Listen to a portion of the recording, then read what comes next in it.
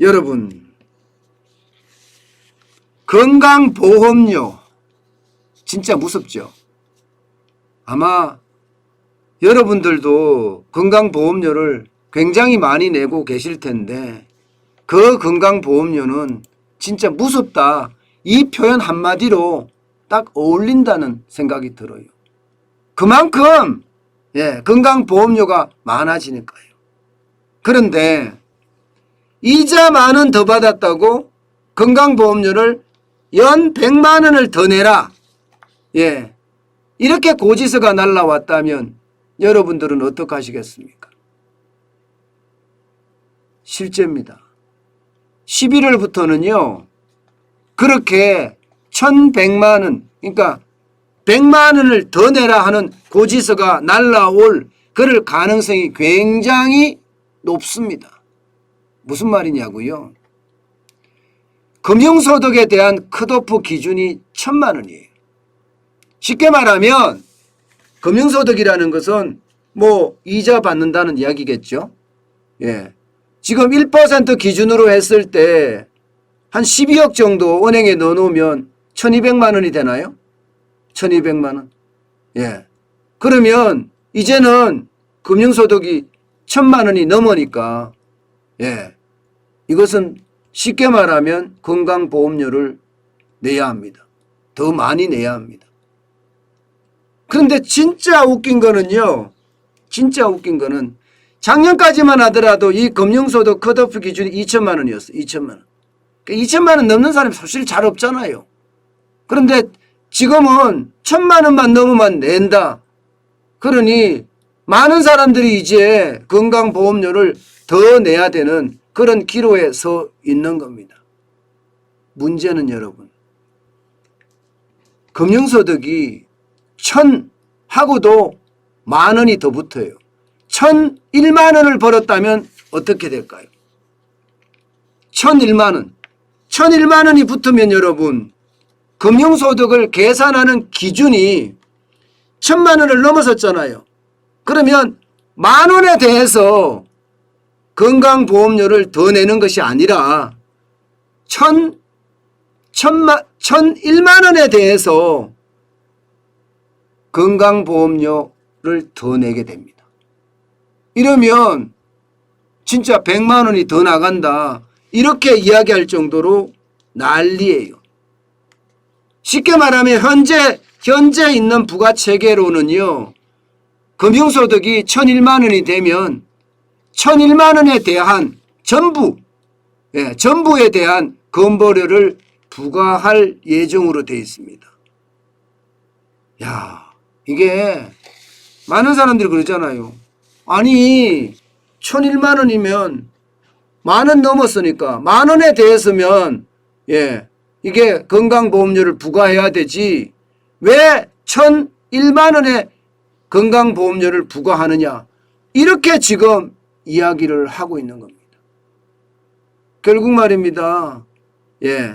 이게 결국 1001만 원이 되는 사람들 아마 굉장히 이제 또 난리가 한번 나겠지요. 그러면 아마 고칠지도 모르는데 지금 현재까지는 11월 분 고지서에는 그렇지 않다는 것. 이거는 금융소득이 그만큼 많이 나기 때문에 참 1001만 원이 우리가 상식적으로 봐도 1001만 원이면 1000만 원까지가 컷오프 기준이니까 만 원에 대해서 더 내야 되잖아요. 근데 그런 것이 아니라 1001만 원에 더 내니까 100만 원을 더 내야 되는 그런 최악의 상황까지도 올 수 있다 이런 이야기입니다.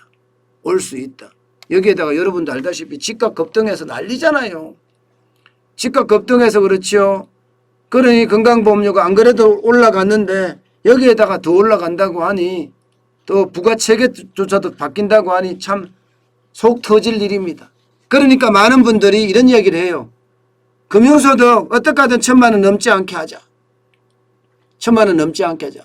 그러면서 차라리 연금저축 들고 퇴직연금 계좌를 들어서 금융소득을 연금소득으로 바꾸는 거. 금융소득을 연금소득으로 바꾸면요. 3.3에서 5.5%까지 예, 세금을 내는데 건보료 부과는 하지 않습니다. 건보료 부과는. 그래서 사람들이 예, 차라리 이 시점에 야, 금융소득 너무 많이 벌으면 안 돼, 이제. 연금소득으로 바꿔야 돼. 뭐 이렇게 이야기한다고 이야기합니다. 이런 걸 보면 여러분, 저는 참 문재인 정부는요, 국민에게 여러 가지로 세금 폭탄을 안기고 있습니다. 문제는 말입니다. 건보료 부담이 연금소득으로 갈아탄다고 하더라도 말입니다. 앞으로 계속 올라갈 거예요. 앞으로. 지금 건보료 완전히 문재인 케어 때문에 쉽게 말하면 박살났잖아요. 문재인 케어 때문에. 예, 의료보험 보장률을 70%까지 올린다. 뭐 이런 얘기를 하면서 얼마나 난리가 났습니까?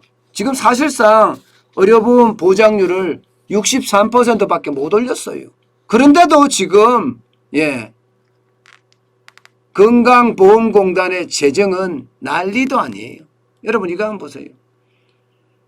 건강보험 급여비 지출 전망인데요. 이 내용을 보면 야, 제가 이게 오타가 하나 나 있네요. 늘 보는데도 이렇게 오타가 많이 나더라고요. 제가 수정을 해서 잠깐 다시 보여드리겠습니다. 예. 참 이런 걸 보면 건강보험료 재정 자체가 앞으로 더 힘들어진다. 예.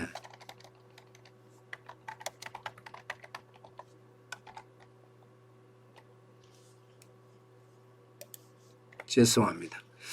네, 건강보험료 재정 더 힘들어진다. 2021년에 79조 5천억이었는데 2030년이 되면요. 2배 넘었습니다. 2배. 160조 5천억 원이에요. 지금 이거 어떻게 감당하려고 하죠? 네, 문재인 케어 자체가 의료보험의 보장성을 더 높인 건데 이 높인 것이 결국 앞으로 예, 건강보험료 부담이 엄청 된다는 거예요. 이대로 간다면 앞으로 10년 후에는요. 10년 후에는 우리가 지금 내는 건강보험료의 2배를 내야 될지도 모릅니다. 2배를 내야 될지도. 예. 참 이게 저는 그런 생각을 해요. 모든 게 나라가 성장하는 만큼 이게 같이 균형적으로 올라줘야 돼요. 균형적으로. 그래야지만이 예산이라는 게 버텨내거든요. 그런데 지금 문재인 정부는 오로지 말입니다. 이게 한 가지 상념에 사로잡혀 있어요. 옛날에 운동권들을 보면 그랬던 것 같아요. 예. 남의 말을 전혀 듣지 않고 자기 고집대로 그냥 계속 갔던 것 같아요. 운동권들이. 예. 뭐, 제가 84학번이니까 84년, 85년에는 그때는 사실 대학교에서 수업을 거의 안 했거든요. 매일 데모였으니까 매일 데모. 예.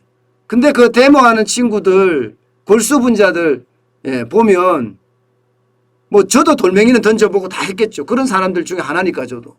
예. 그런데 진짜 골수분자들은요. 남 얘기 안 듣습니다.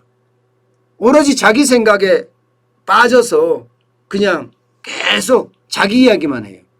마치 벽창호 같은 그런 느낌이 들어요. 아무리 이야기해도 안 먹혀요. 아마 그런 게 국가 경영에도 많이 영향을 미쳤지 않은가 싶어요. 그 때문에 지금 건강보험료도 그렇죠. 건강보험공단도 마찬가지죠. 예, 여기다가 고용보험공단, 또 고용은 어때요, 고용보험도 지금 난리잖아요. 예, 이런 게 참 나라의 부를 다 갉아먹는 것 아닌가. 저는 그런 생각합니다. 생각이라는 게 갇혀 있으면 진짜 문제가 많습니다. 절대 여러분, 우리는 정환전 TV를 보시면서 여러분도 마찬가지고 저도 마찬가지로 생각에 갇혀 있지 말고요. 나이가 들었다고 뭐 꼰대란 소리 그만 들어야죠. 계속 열린 걸로. 예, 열린 걸로 그렇게 생각을 해가면서 아마 더 좋은 예, 미래 환경을 만들어내는 것도 우리에게는 필요한 것 아닌가. 저는 그런 생각을 또 한번 해봅니다.